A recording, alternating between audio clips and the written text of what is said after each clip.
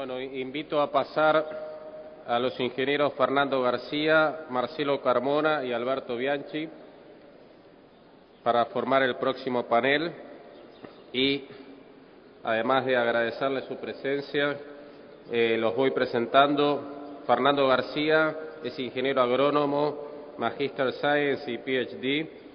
Se desempeñó como investigador del INTA en la Estación Experimental Balcarce y profesor invitado de la Facultad de Ciencias Agrarias de Balcarce en la Universidad Nacional de Mar del Plata. Desde el año 1998 es director regional del Instituto Internacional de Nutrición de Plantas, el IPNI, Programa Latinoamérica Cono Sur, donde desarrolla programas de investigación y educación en fertilidad de suelos, uso y manejo de fertilizantes y producción de cultivos en Argentina, Bolivia, Chile, Paraguay y Uruguay. Su principal interés es el uso eficiente y efectivo de nutrientes, siguiendo los conceptos en sistemas de producción ecológicamente intensificados. Marcelo Carmona es ingeniero agrónomo, Magister Science, profesor titular regular de la Cátedra de Fitopatología de la Universidad de Buenos Aires.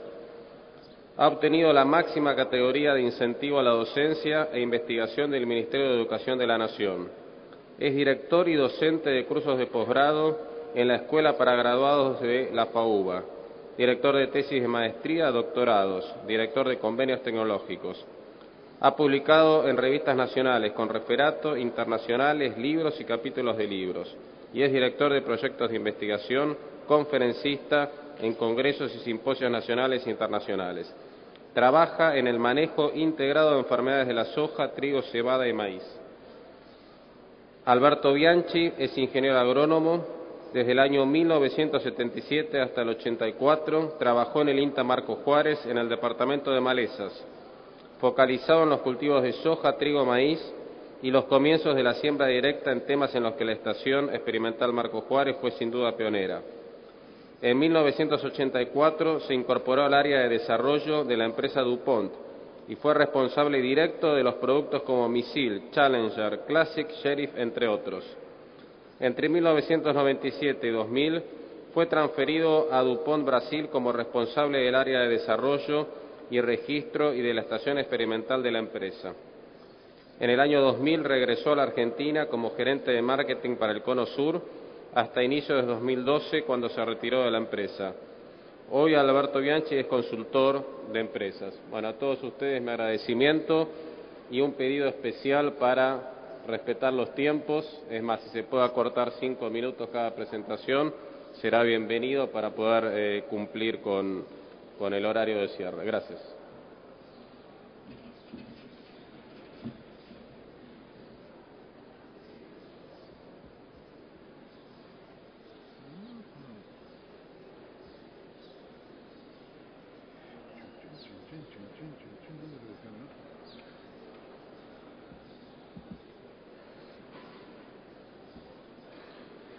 Bueno, muy buenas tardes a todos. En primer lugar, agradecerles la presencia, especialmente a esta hora de la tarde. Yo creo que un poco la misión de nosotros tres es que descansen tranquilos, ¿no?, a esta hora. O pueden tomarse un descanso con mi presentación y después escuchar a Marcelo y Alberto, que seguramente va a ser muy interesante. Le quiero agradecer muy especialmente a don Mario la invitación a participar en esta edición número 15. Felicitarlos porque año a año vemos más y mejores temas y avanzamos más en el cultivo de soja.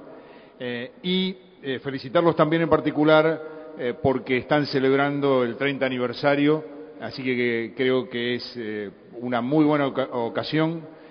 Particularmente y personalmente yo vine a ser a don Mario desde sus inicios, así que es realmente una alegría ver lo que ha crecido todo este grupo con Gerardo y todo su equipo.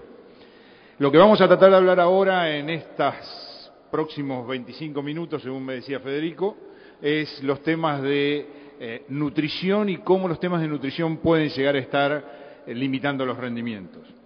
Yo creo que el eje alrededor del cual se ha planteado esta jornada es bien interesante y es algo que muchos desde distintos sectores o de distintas visiones lo estamos viendo, que es esto de un poco lo que marcaba Federico más temprano en la mañana del estancamiento en cuanto a los rendimientos del cultivo de soja.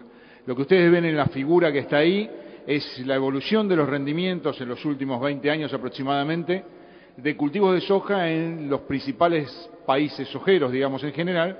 La línea roja intensa corresponde a Argentina, y si uno calcula las tasas de crecimiento para esos periodos prolongados, en realidad el gráfico está desde el año 65 al 2010, vamos a ver tasas de crecimiento muy interesantes, pero si vemos el último periodo de esos 5 años, lo que en la tabla a la derecha está como 2005-2010, vamos a ver que no solamente en Argentina, que de vuelta vuelve a estar en texto rojo, sino que en todos los países ha habido un estancamiento en la tasa de crecimiento del rendimiento de los cultivos de soja. Creo que esto es algo llamado de atención mundial y, en nuestro caso, nacional y regional, yo les diría bastante fuerte y bastante interesante. Yo creo que esto nos plantea un desafío que nosotros en IMNI lo tratamos de reflejar con esto de decir, bueno, podemos plantear de aumentar los rendimientos promedios nacionales en 500 kilos para los próximos años. Pónganle ustedes el límite de visión de tiempo que quieran, pero ¿por qué no podemos pasar de esos 2.500, 2.700 kilos a llegar a 3.000, 3.200 kilos de promedio nacional? Creo que tenemos la posibilidad de hacerlo, tenemos la tecnología, tenemos las capacidades y es un desafío que debemos enfrentar. Desde el punto de vista de la nutrición, simplemente vamos a hacer un engranaje más de ese sistema que está buscando esos altos rendimientos. Y lo que vamos a discutir con ustedes hoy es un poquito, y muy brevemente, cuáles son los aspectos que tenemos que mirar en particular. Ustedes saben que ya desde hace algunos años estamos basando fuertemente todo lo que es el manejo de las mejores prácticas para la nutrición de suelos y cultivos a partir de este esquema que propone buscar la dosis correcta, aplicada con la fuente correcta, en el momento y en la localización o forma correcta. Eso decimos siempre, ese interior del círculo que ustedes ven ahí, tiene que responder a los objetivos del sistema de producción, aquello de productividad, rentabilidad, durabilidad y ambiente sustentable, y a la vez tiene que responder a los objetivos de la sociedad en lo que hace a sustentabilidad ambiental, económica y social. Y para eso siempre mostramos una buena cantidad de indicadores que me dirían que si lo que yo estoy haciendo en la nutrición responde al objetivo del sistema y también al objetivo de la sociedad. Pero en síntesis, si no nos vamos a entender de eso, es decidir la dosis, la fuente, la forma y el momento de aplicación correctos de determinados nutrientes para buscar mayores eficiencia en el uso de los recursos y los insumos de todo el sistema y buscar sistemas de producción, como decimos ahí, más efectivos. Si empezamos a desarrollar este camino de cuáles son los nutrientes que limitan, lo primero que tenemos que reconocer, y ustedes lo han visto varias veces, es saber cuáles son las demandas que me impone, por ejemplo, un cultivo de soja. Ahí tienen en las dos tablitas que están las necesidades y las extracciones de macronutrientes y de nutrientes secundarios en la tabla de la izquierda y de micronutrientes en la tabla de la derecha, en términos de o buscando un rendimiento o un alto rendimiento que podría ser un rendimiento de 5.000 kilos por hectárea. Esta, recuerden que es nada más que la demanda y es lo que buscamos abastecer al cultivo. De ninguna manera esto es una tabla de recomendación, ¿sí?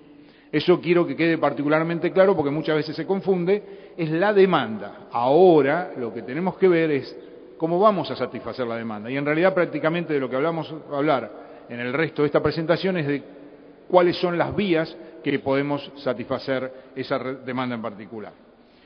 Vamos a hablar primero de los 3 nutrientes más comúnmente deficitarios en nuestro sistema de producción: nitrógeno, fósforo y azufre. Después vamos a hacer alguna mención bastante rápida a algunos nutrientes que están apareciendo deficitarios en algunas situaciones, me refiero a los micronutrientes, y al final vamos a ver si nos da el tiempo un poco para que veamos la soja más allá del cultivo y lo veamos dentro del sistema de producción, pensando en aquello de no solamente nutrir cultivos, sino también nutrir suelos y cómo la soja responde a lo de nutrir el suelo. Si hablamos rápidamente de nitrógeno, ustedes saben que nitrógeno es pensar en inocular, inocular e inocular. Esa es la solución, la apuesta fuerte que hacemos. Nitrógeno obviamente es el que marca la posibilidad del rendimiento o de un rendimiento alto en el cultivo de soja, y la fijación biológica de nitrógeno a través de la inoculación que hacemos nosotros de semillas es una alternativa ambientalmente muy saludable, muy productiva y fundamentalmente muy económica. La idea sería un poco alrededor de los 3 puntos en lo que gira esta diapositiva, en decirles, bueno, miren, la inoculación me provee más nitrógeno del aire, es mucho más barato para nosotros, es mucho más ambientalmente responsable para el sistema que ir a aplicar ese nitrógeno y aparte nos permite mantener mejores balances de nitrógeno en los suelos eventualmente. Por otro lado, hay muy buena información, y eso es lo que muestra el gráfico que está abajo a la izquierda, acerca de que inocular lotes que aunque hayan sido inoculados anteriormente, me puede dar una ventaja de rendimiento, ese 5% de incremento de rendimiento que muestra el gráfico es bien interesante y es un aspecto económico obviamente de alto valor. Y la foto que está abajo a la derecha lo que me muestra a mí es un poco del punto de vista de que mantener una planta con buena nutrición, vean las raíces del PS, mejora el número de nódulos y la capacidad de nodulación de ese cultivo y en definitiva el aporte de nitrógeno respecto a lo que ven ustedes en las raíces que están a la izquierda en lo que dice testigo. Entonces, nitrógeno lo vamos a dejar ahí, inoculamos. Pasamos al segundo nutriente principalmente deficitario en nuestros sistemas, que es el caso de fósforo, y ustedes saben que ya desde hace muchos años estamos trabajando con calibraciones, es decir, manejamos la toma de decisión de fertilizar o no a través del análisis de suelo. Todo el énfasis de siempre del análisis de suelo, no nos vamos a cansar nunca de repetir eso, el análisis de suelo es el inicio de cualquier programa de fertilización de cualquier cultivo. Ese análisis de suelo se relaciona con la respuesta del cultivo, es un poco lo que están viendo ahí, en aproximadamente 100 sitios entre los años 96 y 2004, y si ampliamos un poco más los puntos y mostramos de una forma más amigable esa curva de relación entre la respuesta y el nivel de fósforo bray en el suelo, podemos sintetizarla en esta otra figura. Lo que ven ustedes ahí es, en el eje vertical, la eficiencia de uso de fósforo, expresada en este caso como kilos de soja que se produjeron por kilo tomé fosfato monoamónico como representante de fertilizantes fosfatados, en función de distintos niveles o rangos de fósforo bray del suelo. Ven ahí menos de 6, 6 a 10, 10 a 15, 15 a 20 y más de 20 partes por millón. Los valores que están en cada una de las barras representan lo que se ganó en kilos de soja por kilo de fosfato monoamónico aplicado en cada una de esas situaciones. Y pasamos de 5 o algo más de 5 kilos para los valores más bajos de fósforo bray hasta tener sin respuesta en el caso de valores de más de 20 partes por millón de fósforo bray. La línea verde que cruza ahí al medio, que está ubicada en 2.4 kilos de soja por kilo de fosfato monoamónico, es lo que tendríamos que pagar a las relaciones de precio de hace un mes o un par de meses en kilos de soja por kilo de fertilizante. Y entonces me estaría mostrando que debajo de 15 partes por millón yo tengo una alta probabilidad de respuesta económica a la fertilización fosfatada en soja. Este año en particular, la relación de precios es un poco más favorable que otros años, entonces se presenta una excelente oportunidad de que nosotros, a través del análisis de suelo, decidamos qué cultivos de soja fertilizar en función de esta información. Y es más, yo creo que esta mejor relación de precios que tenemos este año también nos lleva a pensar de que por ahí podemos utilizar los cultivos de soja no solo para aplicar el fertilizante fosfatado que necesiten, sino también para mejorar un poco la condición de nutrición del suelo, es decir, devolverle un poco de todo el mucho fósforo que le hemos estado sacando en los últimos 20 o 25 años. El análisis de suelo me dice a mí si tengo probabilidad de respuesta. No, yo les decía, debajo de 15 partes por millón, alta probabilidad de respuesta.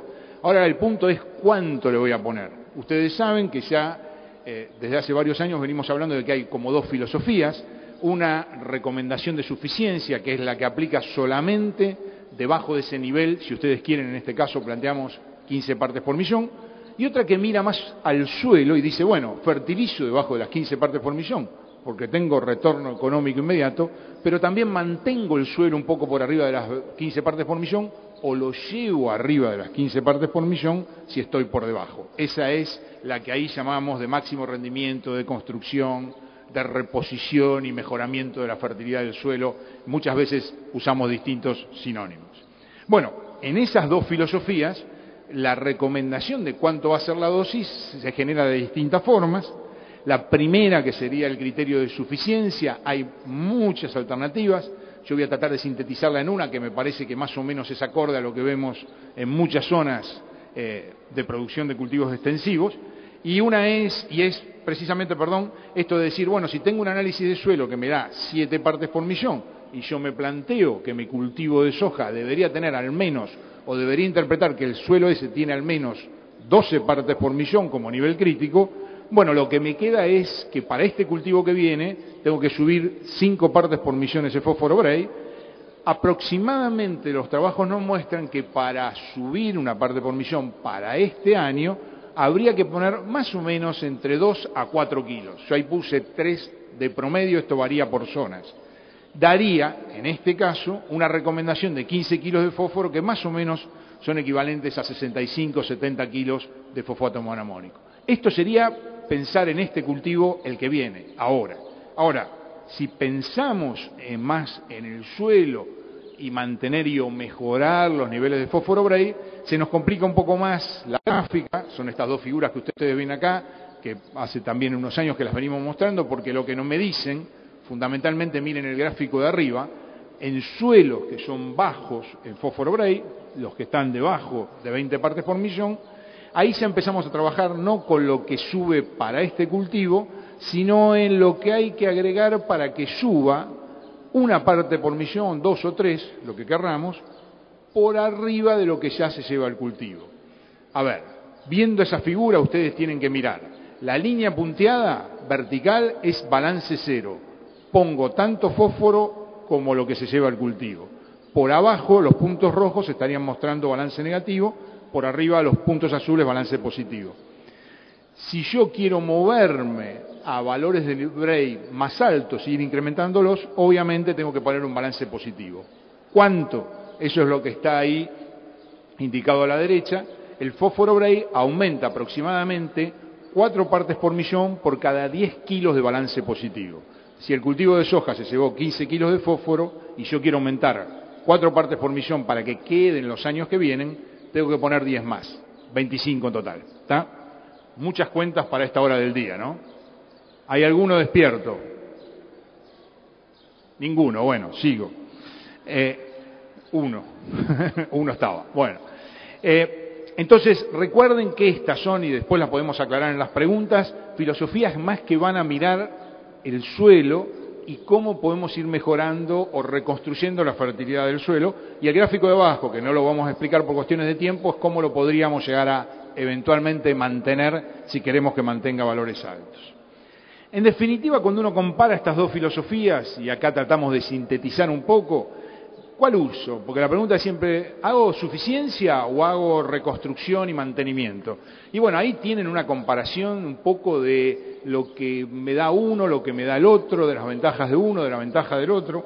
Probablemente lo que siempre concluimos es que no hay una solución única, no es que nosotros podemos decir, no, siempre hace suficiencia, siempre hace construcción y mantenimiento o reconstrucción y mantenimiento, sino que para cada productor, para cada zona, para cada ambiente, para cada nivel de fósforo Bray del suelo, probablemente tengamos que manejar una u otro criterio u otra alternativa. Lo que surge muchas veces cuando nosotros mostramos estas filosofías es, bueno, la pregunta, pero yo estoy bajo en fósforo Bray, si fertilizo siempre por suficiencia, no voy a tener problema, voy a lograr altos rendimientos de mi soja, de mi maíz, de mi trigo. Sí, es verdad, lo que pasa es que probablemente vas a estar más expuesto a alguna falla, a algún problema de un año en particular, ¿no es cierto? Y uno dice, bueno, pero los rendimientos con alto nivel de fósforo Bray son mejores que con bajos fertilizados. No hay muchísima información de esas comparaciones. Hay una que se hizo ya hace unos cuantos años en Balcarce, con el grupo del ingeniero Ángel Berardo. Ángel lo que planteó en ese momento fue tener un mismo suelo, el mismo suelo en cuanto a su perfil, su condición, pero que tenía distintos niveles de fósforo Bray. Esto se generó con ensayos anteriores, y ahí lo que ven ustedes es los rendimientos y las respuestas que hubo para un mismo suelo con 7, con 10, con 15, con 20 partes por millón de fósforo Bray, y en una situación de secano y de riego en esa campaña 99-2000.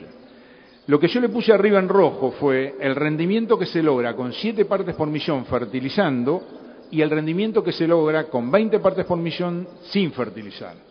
Y si ustedes comparan, ni en secano ni en riego, el de 7 partes por millón fertilizado, con una dosis bastante generosa, eran casi 25 kilos de fósforo elemento, ni en secano ni en riego alcanza el nivel de rendimiento del lote que tiene 25 partes por millón. Es un punto importante a que tengamos en cuenta si tenemos la posibilidad de ir manejando, obviamente en lotes de propiedad, esos niveles de fósforo del suelo e ir mejorándolos. Un punto que hace dentro de los que me pedía Federico que hablemos en este periodo era lo que hace también a momentos, formas de aplicación.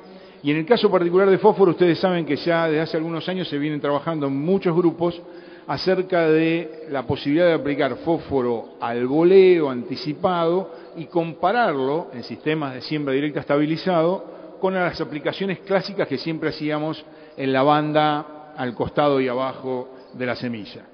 Antes era al costado, a la derecha y abajo. Desde hace un tiempo es al costado, a la izquierda y abajo. ¿Sí? No. Están todos dormidos, efectivamente. Bueno, lo que ustedes están viendo ahí son unos ensayos que se hicieron en los 2 últimos años de un grupo grande de estaciones experimentales del INTA, la Universidad de Río Cuarto, coordinados por la Asociación Civil Fertilizar, en las cuales comparan la aplicación de, en realidad son dosis y formas, porque hay una dosis arrancador, la barra roja que ustedes ven ahí, que tiene nada más que aproximadamente en promedio 8 kilos de fósforo, contra reposiciones anticipadas, dividir la reposición anticipada y la dosis de arrancador, que es la barra de color más violeta, y la última barra a la derecha es la reposición a la siembra. Lo que vemos es una tendencia a una mayor respuesta a la mayor dosis, en promedio 28 kilos cuando hablamos de reposición, contra el arrancador que tiene 8, pero también una muy buena respuesta a las aplicaciones al boleo, ¿no es cierto? Porque, en definitiva, si hago banda y un poco del boleo anticipado, o el boleo anticipado, o el boleo a la siembra, los rendimientos son bastante parejos. 2 puntos medio concluyentes de acá tengan en cuenta que si vamos a aplicar dosis bajas, si vamos a aplicar esos 8 kilos de fósforo, que son 40 kilos de un superfosfato triple, siempre va a ser mejor aplicarlos en la banda. Cuando la dosis es baja y el nivel de fósforo del suelo es bajo, la banda sigue siendo superior al boleo. El boleo solo se justifica si estoy trabajando o con dosis altas, por arriba de 100, 120 kilos de fertilizante fosfatado, o si no estoy trabajando con niveles de fósforo tan bajos, ¿tá? Pero bajo el nivel de fósforo en el suelo y baja la dosis, la banda sigue siendo la forma más eficiente. Si empiezo a subir en dosis y el nivel de fósforo del suelo no es tan bajo, ahí puedo empezar a pensar en el boleo con todas las ventajas logísticas que obviamente eso trae incorporado.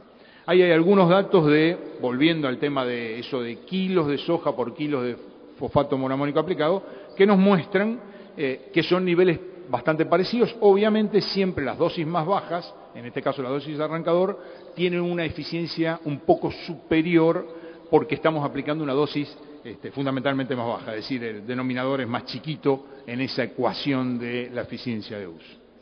Pasamos rápido al azufre, un nutriente que ya tiene 15, 20 años, casi va a cumplir, de que nos dimos cuenta que era deficiente, gracias fundamentalmente a los trabajos de INTA Casilda, de Fernando Martínez y de Graciela Cordone. ¿Qué nos ha mostrado el cultivo de soja en estos 20 años? Bueno, en alguna revisión que hicimos por allá entre el 2005 nos mostraba que en soja de primera teníamos respuestas o frecuencias de respuestas que eran casi superiores al 40%.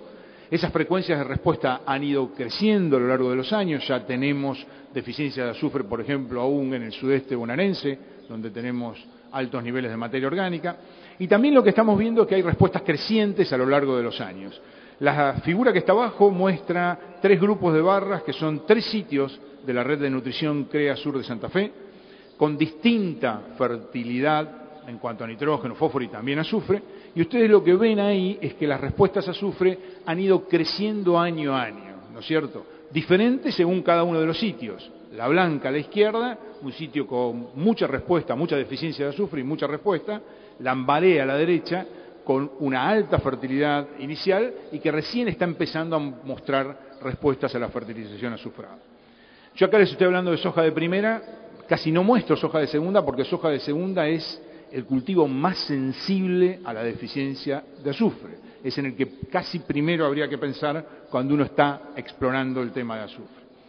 Hay toda una serie de pautas, esto es lo que nunca queremos hacer, no me des recetas y ahí estoy dando casi recetas, pero bueno, con el tiempo corto uno dice, ¿qué podemos decir? Las dosis, que tenemos respuesta, lo que cuesta esa dosis, 50, 75 kilos, lo que vemos de respuesta, económicamente muy rentable la aplicación de azufre, las fuentes de sulfato, eficiencias de uso muy similares, es decir, en cuanto a fuente hay una gama muy amplia, y aplicaciones, por la dinámica del azufre en el suelo, me permiten hacer presiembras, siembras, posemergencias tempranas, puedo ir al goleo, si es líquido puedo ir al chorreado, puedo ir en lavanda, lo puedo usar en mezclas físicas, en mezclas químicas, es decir, la oferta que hay en cuanto al manejo de azufre en el cultivo de soja y en los otros cultivos es bien amplia. El tema con azufre es definir las deficiencias, ¿tá? Los dos puntos que están arriba son deficiencias generales, los de abajo, donde dice diagnóstico de deficiencia de azufre, son algunas pautas que utilizamos. Para mí la más fuerte sigue siendo la caracterización del ambiente, y estamos hablando mucho de ambiente en la jornada de hoy. Bueno, acá es donde pesa el tema de ambiente fuerte, ¿no? Pesa muy fuerte en esto de decir, es un lote que tiene mucha historia agrícola, tiene mucha frecuencia de soja, está en siembra directa hace muchos años, se maneja bien nitrógeno y fósforo, gran candidatazo a responder al azufre. Hay otro punto más ahí que es muy importante para decidir azufre, presencia de napas con sulfatos. La presencia de napas generalmente aporta también, primero agua, lo más importante, pero generalmente nuestras napas tienen altos contenidos de sulfatos, y es ahí entonces donde no vemos la respuesta a azufre si hay presencia de napa. La recomendación, analicen el agua de esas napas, o si riegan el agua de riego, para ver la concentración de azufre que tienen.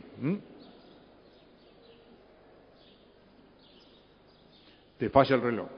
Muy feo te falla. A mí me quedan 15 acá. ¿No eran 45? Bueno. La verdad que no sé qué hacer ahora, pero bueno. Pasamos a los otros nutrientes brevemente. Ustedes saben que con cobalto y molibdeno, con tratamientos de semillas, se ha trabajado bastante y hay buenas referencias en cuanto a respuestas. Acá simplemente les estoy mostrando algunos datos. En esos tratamientos de semillas, fundamentalmente pensando en cobalto y molibdeno más para el rizobio que para la planta, es decir, potenciar la fijación biológica de nitrógeno y el aporte que le hace a la planta. Esto es algo que ya está en el mercado y lo podemos utilizar. Y hay dos micronutrientes que nos tienen particularmente, digamos, o los cuales estamos pensando en los últimos tiempos, que son boro y zinc. Mucho de la mano, o lo podemos explicar de la mano de estos mapas que desarrolló Hernán Sáenz Rosas y todo un equipo de INTA, en el cual lo que ustedes ven ahí son la comparación de la disponibilidad, en este caso de boro, a la izquierda de los suelos vírgenes o pristinos y a la derecha de los suelos bajo agricultura, y lo que ven es que cuanto más amarillo se pone el mapa, hay menos disponibilidad de boro, y si lo ven en el caso de zinc, nuevamente es lo mismo, a la izquierda los suelos vírgenes o pristinos, a la derecha los suelos bajo agricultura, más amarillo o más rojo en el caso de zinc incluso se pone el mapa, quiere decir que hay disponibilidades ya más bajas y cercanas a lo que la literatura internacional muestra como umbrales críticos. Eso un poco se ve confirmado en algunas observaciones a campo. Estos son fotos mostrando deficiencias de boro en soja en el este de La Pampa. Se ve también en resultados de experiencias de ensayos, por ejemplo, en el centro de Santa Fe, datos de Hugo Fontaneto, mostrando la respuesta a la aplicación de boro foliar en una soja de segunda, o en otra zona del sur de Santa Fe, hacia la costa del Paraná, en INTA Oliveros, con datos de Fernando Salvaciotti, mostrando en este caso diferencias o respuestas, tendencias de respuestas a boro cuando no se aplicaba el fungicida, es decir, acá empiezan a jugar otros componentes también, pero muestra una tendencia de respuesta a este nutriente en particular. Y si uno revisa la información que generó el grupo de Gustavo Ferraris en INTA Pergamino en los últimos años y que mostró Gustavo en el Congreso de Mercosoja del año pasado, bueno, ve que también en el caso de sus experiencias con micronutrientes foliares, la mayor respuesta o la mayor frecuencia de respuesta se daba cuando en ese cóctel de micronutrientes iba la aplicación del boro. Fíjense que ahí abajo él habla de con boro, respuesta en el 52% de los casos, con incrementos del 11% en los años secos y una respuesta menor en los años húmedos. Esto también está asociado en particular a lo del boro. Creo que es un nutriente que tendríamos que mirar, es decir, mirarlo un poco más de cerca. Obviamente, decíamos hoy a la mañana, está en un segundo escalón por sobre nitrógeno, fósforo y azufre. Siempre tenemos que cuidar más que estamos cubriendo los problemas de los nutrientes principales y que los micronutrientes vienen después. Es una tecnología que se va a sumar o una oferta de nutrientes que tenemos que sumar cuando ya corregimos la de los nutrientes principales. Tenemos que seguir desarrollando alternativas para decirles a ustedes cuándo sí, cuándo no.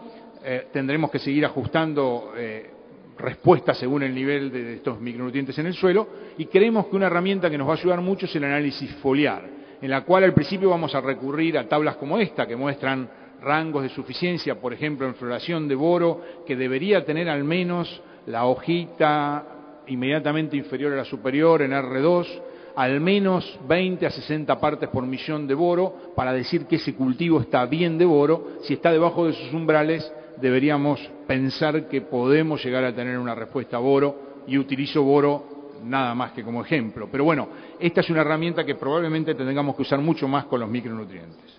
Y en los 10 minutos que me quedan, lo que quería mostrarles era un poquito rápidamente esto de conjugar un poquito lo de nutrir el cultivo, que fue lo que hablamos en realidad hasta ahora, aunque hicimos mención a nutrir el suelo también. Pero un punto importante que yo creo que estaba muy frecuentemente mencionado hace unos años, ahora por ahí un poco menos, pero que se sigue pensando, y cuya respuesta es el título de la diapositiva esta. ¿La soja responde a la fertilidad de los suelos? Sí. Eso de que fertilizo el maíz y el trigo, a la soja no, porque nunca me da respuesta, creo que vinimos viendo que da respuesta. Pero aparte, no solo da respuesta a la fertilización directa, sino que sobre todo la soja lee muy bien la fertilidad del suelo y responde muy bien a residualidades de fertilizantes, de nutrientes aplicados en cultivos anteriores. Lo que le quiero mostrar con estos dos gráficos es cómo fue, en dos sitios de la red CREA Sur de Santa Fe, cómo fueron variando los rendimientos del tratamiento que siempre es testigo en azul y el tratamiento que siempre tiene nitrógeno, fósforo y azufre en la barra roja. Cuando digo siempre nitrógeno, fósforo y azufre, es que todos los cultivos de esa rotación llevan fósforo y azufre y las gramíneas llevan nitrógeno. Obviamente en la soja de primera y de segunda no se aplica nitrógeno, sino que se inoculan.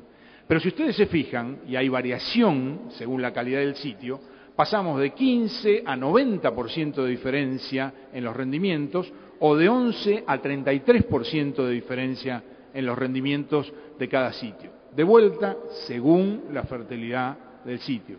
Pero hay diferencias muy fuertes en los rendimientos de una soja de primera si el lote no tiene fertilidad correcta y si corregimos la fertilidad de ese lote en los cultivos previos y en el cultivo de soja también.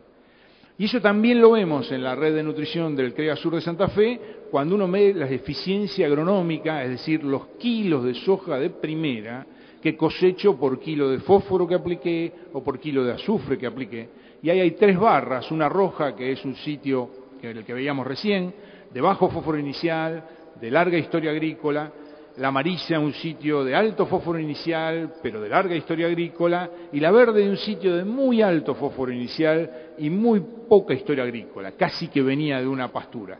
Bueno, ahí vemos la diferencia según los sitios, pero lo que vemos es lo que podemos recoger en respuesta en kilos de fósforo de azufre, en kilos de soja, perdón, por kilo de fósforo y azufre aplicado, y las líneas punteadas otra vez me muestran a mí cuánto tendría que pagar en términos de kilo de soja el kilo de fósforo o el kilo de azufre. Todo lo que está arriba es respuesta económica. Si quieren ver un poco más de la respuesta económica, de manejar la fertilidad del lote para mejorar los rendimientos de soja de primera, esto es tomando nuevamente estos sitios de la red de nutrición de CREA Sur de Santa Fe, lo que hemos recogido en ganancia en términos de dólares por hectárea con la aplicación de fósforo, con la aplicación de azufre, la barra del medio, o con la aplicación de nitrógeno, fósforo y azufre en el sistema. Nuevamente, nitrógeno solamente en las gramíneas. Y ustedes pueden ver que en el sitio de baja fertilidad inicial, de bajo fósforo inicial, la ganancia en términos de dólares por hectárea es muy alta y obviamente la más alta con la fertilización balanceada en EPS. Si nos vamos al sitio de alto fósforo inicial, pero también larga historia agrícola, obviamente aún la fertilización fosfatada no suma o no acumula un resultado económico positivo. Pero también miren que está empezando año a año a darnos más y más respuesta en términos directamente económicos.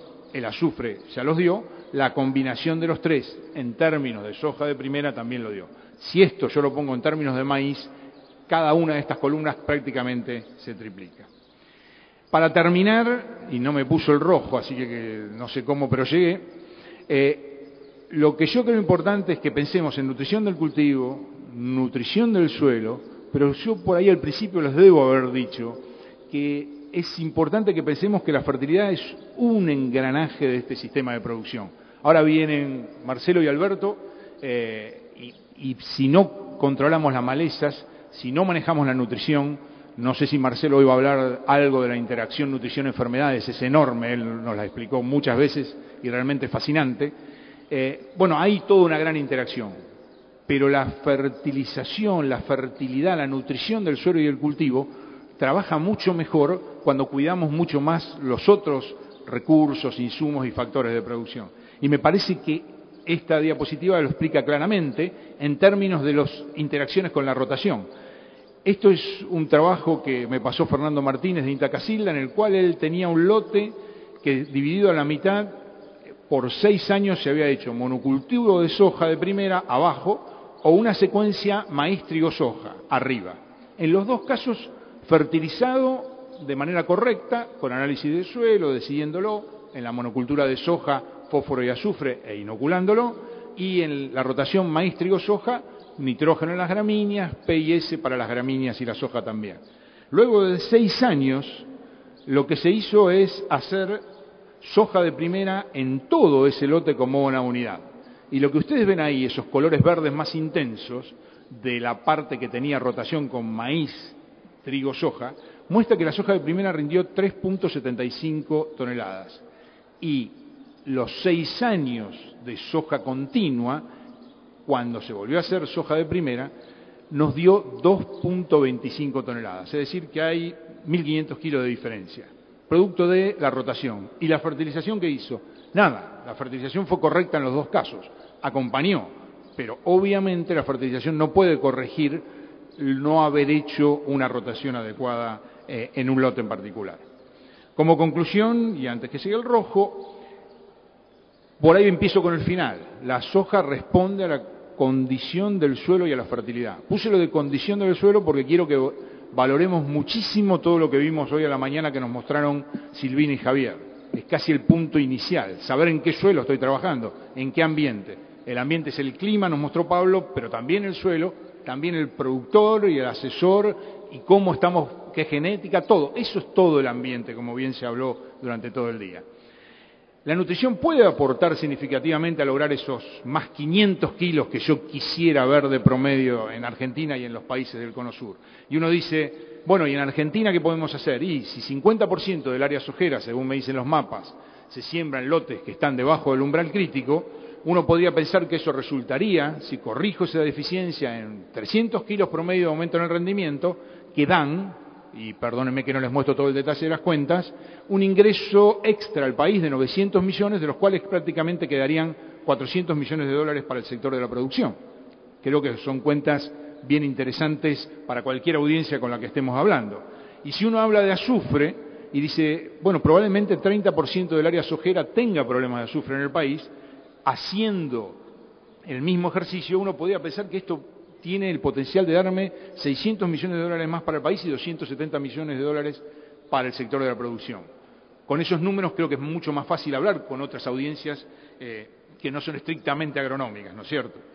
Creo que pensar en cobalto y molibdeno, ver un poco más de cerca el boro, en el cual tenemos más información, y empezar a prestar más atención al zinc. Zinc, ustedes saben que está muy relacionado a maíz, y ahí es la estrella, pero también puede ser que en soja veamos esa diferencia. Bueno, empezar a evaluarlos y mirarlos un poco más de cerca.